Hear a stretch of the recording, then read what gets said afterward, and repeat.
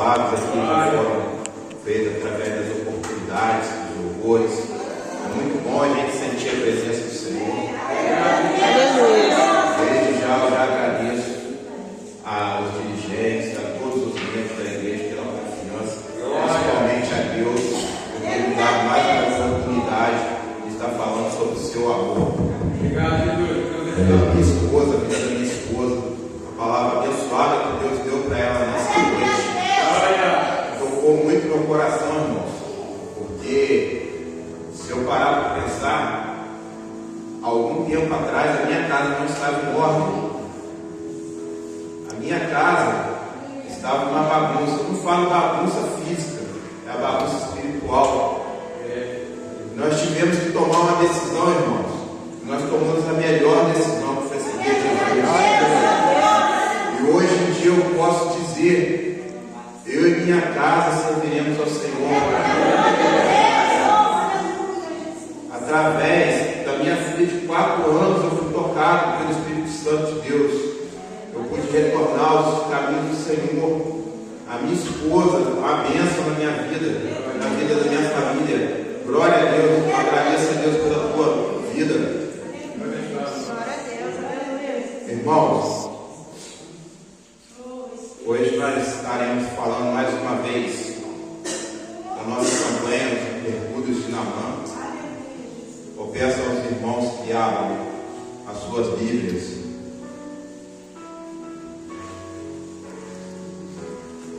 no segundo livro de Reis, no capítulo 5, de 1 a 10.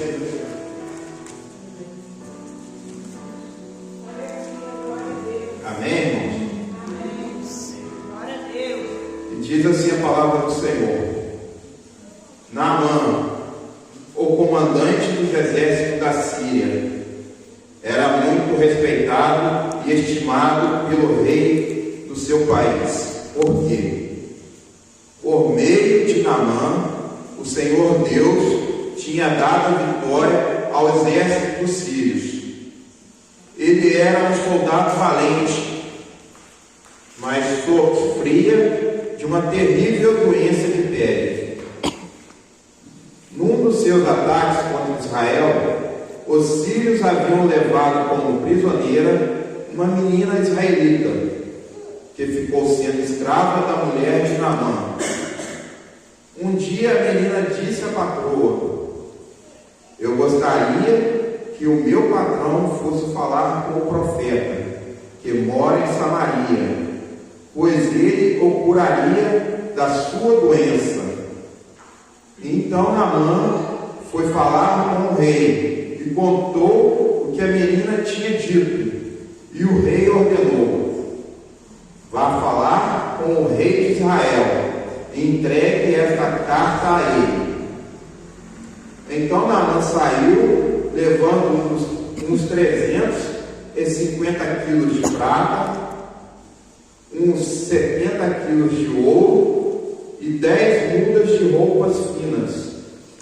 A carta que ele levava dizia assim: essa carta é para apresentar Naamã, que é meu oficial. Eu quero que você o cure. Aleluia, glória a Deus. Glória a Deus, aleluia. Quando o rei de Israel leu a carta, rasgou as suas roupas, em sinal de medo, e exclamou: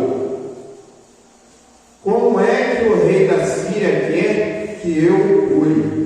Este homem, será que ele pensa que eu sou Deus e que tenho o poder de dar a vida e de tirá-la? Ele está querendo briga. O profeta Eliseu soube do que havia acontecido e mandou dizer ao rei: por que o senhor está tão preocupado? Mande que este homem venha falar comigo, e eu mostrarei a ele que há um profeta em Israel. Então Naamã foi com os seus cavalos e carros e parou na porta da casa de Eliseu. seus empregados saísse e dissesse a ele que fosse se lavar 7 vezes no Rio Jordão, pois assim ficaria completamente curado das suas doenças. O texto vai nos falar de Naamã, mas para a gente falar de Naamã, a gente tem que entender quem era Naamã, como era a vida de Naamã naquela época. Naamã, a palavra do Senhor vai nos falar que ele era um homem muito respeitado, muito conhecido no seu país. Hoje em dia é muito fácil você ser conhecido. Hoje nós temos internet, temos rádio, televisão, jornais. É muito fácil para a pessoa ficar conhecida.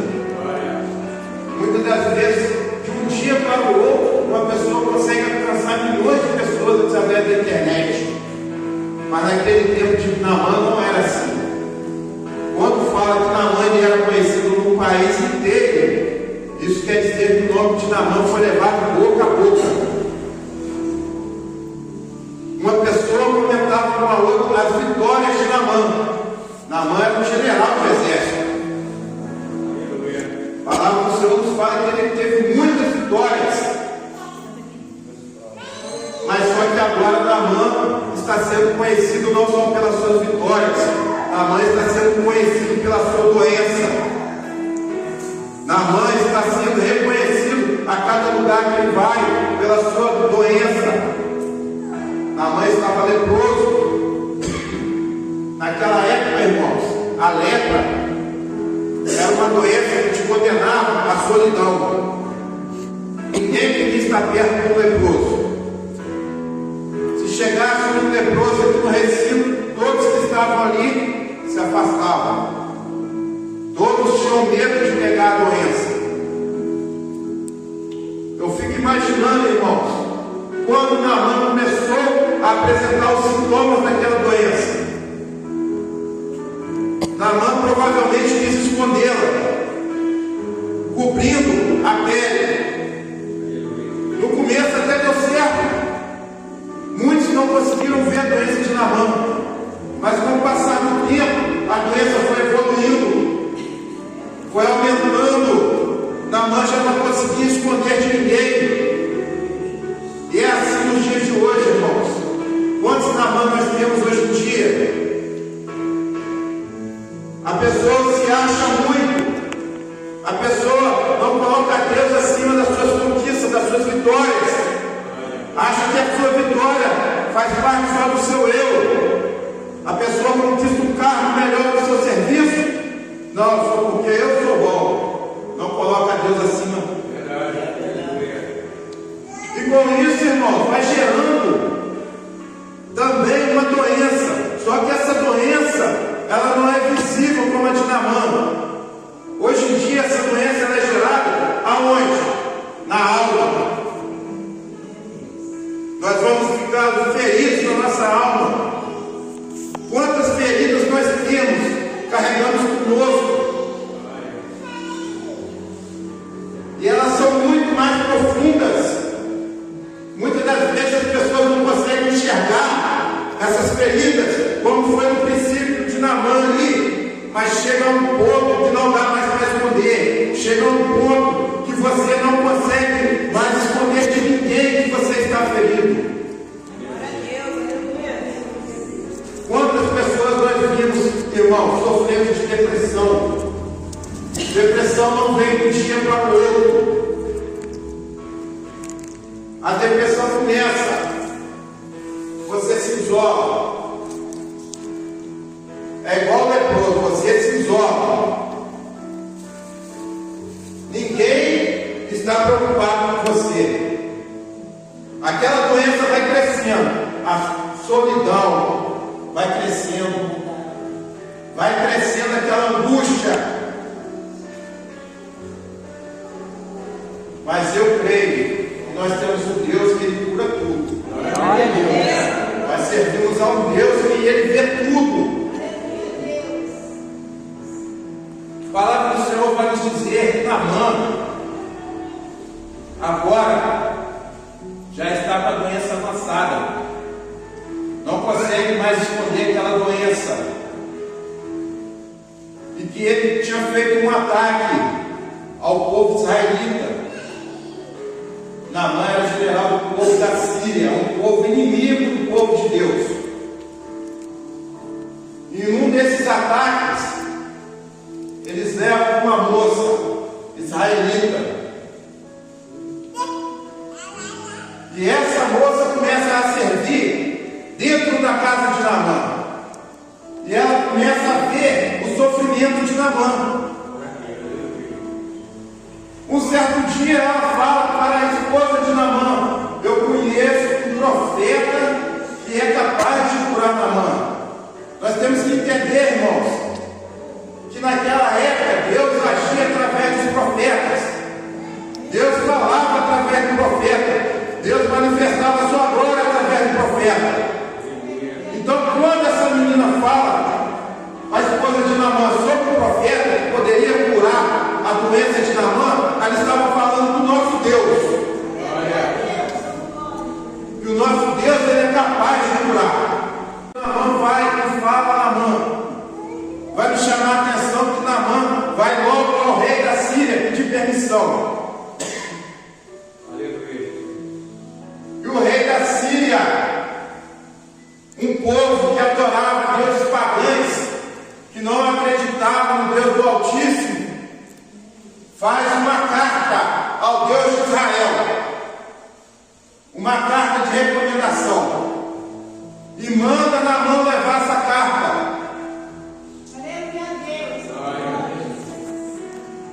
O que vai me chamar a atenção é que em momento nenhum o Deus da Síria, que ele era pagão, duvida do Deus de Israel, que ele era capaz de curar Naamã. Mas quando a carta chega em Israel, o rei de Israel, o que ele faz? Qual é a primeira atitude do rei de Israel? Ele rasga suas vestes. Ele rasga suas vestes e fala: quem o rei da Síria acha que eu sou para curar esse homem? Ele acha que eu sou Deus, que tem o poder de dar a vida e a cura. Uma pessoa que conhecia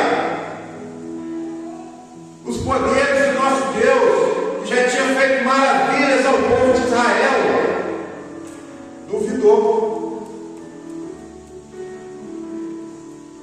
Só que eu louvo a Deus que o Deus, nosso Deus, é tão maravilhoso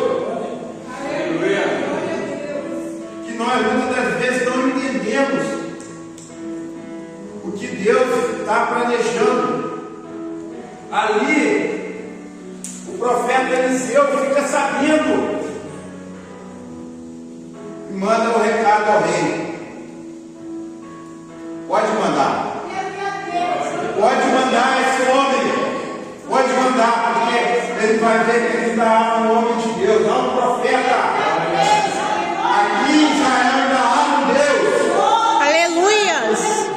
Um Deus que cura, um Deus que liberta.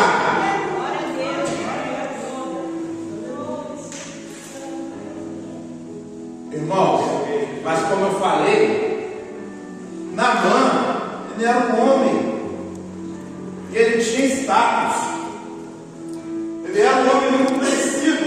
Aonde Naamã ia muitas pessoas com Naamã. Naamã não ia sozinho a algum lugar, sempre tinha uma comitiva que ia com Naamã.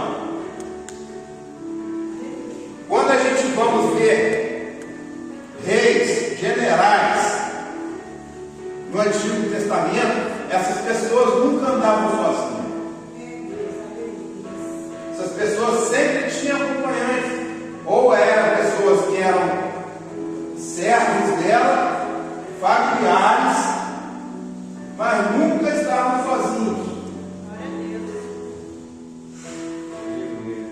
Então eu fico imaginando quando Naamã chega com toda aquela pompa na porta do profeta Eliseu. Naamã esperava ser recebido como ele tinha o costume de ser recebido. Naamã ia no palácio falar diretamente com o rei. O que ele esperava quando chegasse chegasse na casa do profeta, o profeta viesse com toda pompa. Eliseu mandou um dos seus empregados falar com Naamã. Não se deu ao trabalho de sair da sua casa para ir falar com Naamã. Muitos podem pensar, isso é soberba. Não, irmão. Naamã fala na palavra do Senhor: eu esperava que o profeta saísse e orasse comigo ao Senhor, colocasse as suas mãos sobre minhas feridas e as curasse. Mas Naamã sabia do poder do nosso Deus. Ele não precisa estar lá, mas Deus já está. Aleluias! Se Deus liberou a palavra, ele não precisava estar junto. E Deus já tinha liberado uma palavra para a vida de Naamã. Mas só dependia de uma pessoa. Só dependia do próprio Naamã, como é hoje em dia também. Deus já liberou uma palavra profética sobre a vida de cada um aqui. Mas só depende de cada um cumprir essa palavra. Quando o profeta fala na mão, você tem que ir no Rio Jordão e mergulhar 7 vezes. É porque era só Naamã que podia fazer aquilo. Naamã estava muito acostumado a mandar. Meu soldado faz isso, você faz aquilo. Agora Naamã se depara com uma situação ao qual é só ele que tem que fazer. Ele não pode mandar ninguém. Assim é na nossa vida, irmãos. Tem situações que não adianta eu falar: pastor, vai lá por mim, irmão, vai lá por mim. Não, sou eu que tenho que tomar atitude. Sou eu que tenho que ir lá e fazer. Glória a Deus, aleluia. A palavra do Senhor vai nos falar que Naamã, agora ele vai ao Rio Jordão. Só que eu fico imaginando, a casa de Eliseu provavelmente não ficava perto do Rio Jordão. Ele teve um trajeto da casa do profeta até o rio. E esse trajeto, irmãos, provavelmente aqueles que seguiam Naamã poderia estar ouvindo eles falar: ué, mas ele vai lá no rio? Ué, mas o profeta não quis nem falar com ele? Ele não é uma pessoa importante? Mas como assim? Naamã pode ter escutado várias coisas até chegar no rio, mas Naamã continuou. Ele não parou com a sua promessa, ele foi até aonde estava a sua vitória. Quando Naamã se depara com o Rio Jordão, se a gente for ver, irmão, o rio, ele não passa no mesmo nível. Você tem que descer o rio, descer a margem. Enquanto Naamã descia para se banhar, ele deve ter pensado nas suas vitórias, o que ele representava. Mas só que ali Deus estava falando: não é o que você representa ao entrar, é o que você vai representar ao sair. Isso. Porque se nós formos ver, irmão, a palavra fala que Naamã teve muitas vitórias, mas não fala quais são as vitórias. Mas a palavra do Senhor fala qual foi a cura. Naamã agora vai ficar conhecido não pelas suas batalhas, mas pelo agir de Deus, pelo que Deus fez na sua vida. É verdade, Pai. E Naamã ele vai mergulhar. O profeta fala: Naamã, não vai bastar você mergulhar uma vez, é 7 vezes.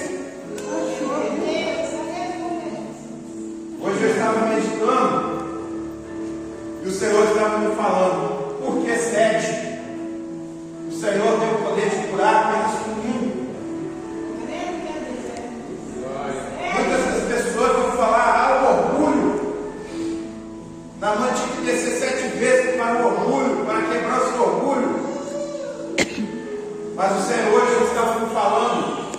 Naamã estava se banhando. Cada vez que Naamã mergulhava, Deus tirava algo de Naamã. O primeiro mergulho de Naamã foi lá, ele tinha estado de leproso. Quando ele sai, ele ainda está com as feridas, mas a sua alma já não é mais a mesma. O estágio mudou. Naamã vai e dá o segundo mergulho. Quando ele volta, Naamã tinha fama. Ele era conhecido em todo o seu país, mas agora Naamã é conhecido em todo o mundo. Não por ele, mas pelo que Deus fez na vida dele. Naamã vai e mergulha a terceira vez. Deus está tirando a soberba. Por quê? Se os irmãos vão lembrar, Naamã reclamou porque o profeta não foi falar diretamente com ele. Por que o profeta não foi falar se ele era um homem importante? Ele estava sendo soberbo. Ali Deus estava mostrando, não é o profeta que cura, é o Senhor. Aleluias. Naamã dá o quarto mergulho, o quinto. Deus vai tirando muitas coisas da vida de Naamã. Naamã dá o sexto mergulho. Deus vai tirando o orgulho. E o sétimo mergulho? Seria o orgulho. Mas por que o sétimo não foi o orgulho? Porque Deus está tirando a descrença e colocando a fé em Naamã. Aleluias. Porque até o sexto mergulho não tinha acontecido nada. Ele estava descrente ainda. Mas no sétimo mergulho, quando ele sai dali, totalmente curado, sem as suas feridas, com a carne restituída, a palavra de Deus vai nos falar que Naamã começa a acreditar no Deus Altíssimo. Que a partir dali Naamã começa a adorar o Senhor dos Senhores. Irmãos, nós possamos realmente acreditar, irmãos. Nós possamos ser usados como aquela menina foi usada para falar sobre Deus, sobre o profeta. Quantas vezes esse mês, irmão, nós falamos do amor de Deus para os nossos irmãos? É, Deus. Se aquela menina não tivesse falado do agir e do amor de Deus, a esposa de Naamã, Naamã tinha morrido leproso. Naamã não tinha conhecido o Deus que cura. Deus usou aquela menina, mas aquela menina deixou ser usada por Deus. Quantas vezes nós deixamos Deus nos usar esse mês, irmãos? No nosso trabalho, na nossa casa, na nossa escola. Deus usa, irmãos. Como eu disse aqui, talvez os irmãos não conheçam o meu retorno aos caminhos do Senhor. Deus usou a minha filha num momento que eu estava indo dormir. A minha filha, pai, vamos orar. Vamos, filha.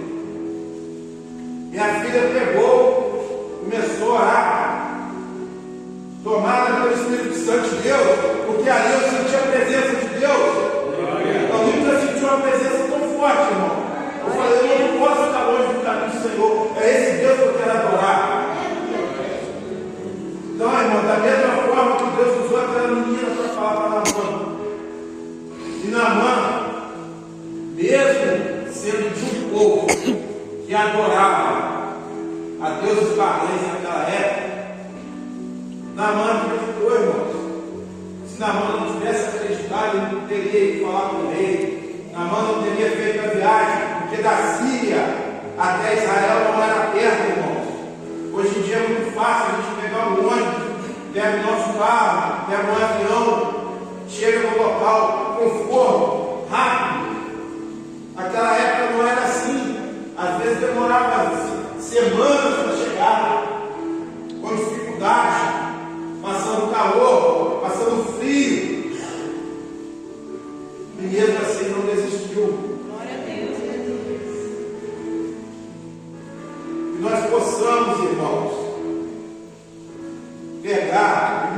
mergulhar também, irmãos.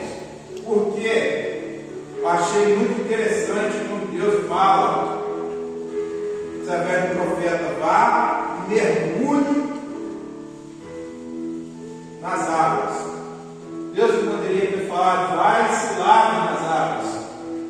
Mas há uma grande diferença entre se lavar e mergulhar. Mergulhar e lavar são coisas totalmente diferentes. Lavar é superficial. Eu chego aqui, eu me lavo. Se duvidar, daqui a pouco eu já estou sujo de novo. É algo superficial. Agora, você mergulhar é algo totalmente diferente. Você se sente totalmente diferente. Quando você mergulha na presença do Senhor, é algo totalmente incrível, algo totalmente diferente. Você sai de lá realmente mudado. Quando você se lava, às vezes eu lavo minha sujeira aqui, mas eu quero esconder a outra que está aqui que ninguém sabe. Agora, quando você mergulha, não. E quando você mergulha na presença do Senhor, o Senhor te lava por completo. O Senhor tira toda a imundície, toda a sujeira, te faz uma pessoa nova. Que nós possamos, irmãos, entrar realmente na presença de Deus. A Deus, as nossas feridas. Deus sabe o que está nos afligindo. Mas o Senhor espera que nós tomamos a atitude de apresentar a Ele. Que nós tomamos a atitude de ir ao encontro do Senhor. Que nós possamos tomar a atitude de nos lavarmos, mas nos lavarmos na presença do Senhor. Aleluia. A palavra de Deus vai nos falar que o Senhor, Ele é onisciente, onipresente e onipotente. Antes de você apresentar o Senhor já sabia das suas aflições. Onipresente, o Senhor passa por vocês, comigo. E onipotente, onipresente, onisciente, onipotente. O Senhor é capaz de curar todas as suas feridas, todas as minhas feridas. Aleluia. Que nós possamos, não só no dia de hoje, mas todos os dias apresentar as nossas causas ao Senhor, aquilo que nos machuca, aquilo que está nos impedindo de realmente mergulhar de cabeça na presença do Senhor, que nós possamos colocar na mão de Deus tudo aquilo que está nos impedindo, nos afastando da presença do Senhor, porque o Senhor é capaz de transformar, o Senhor é capaz de mudar, o Senhor é capaz de nos limpar, de nos lavar. Que nós possamos, irmãos, ter essa palavra no coração. Aleluia.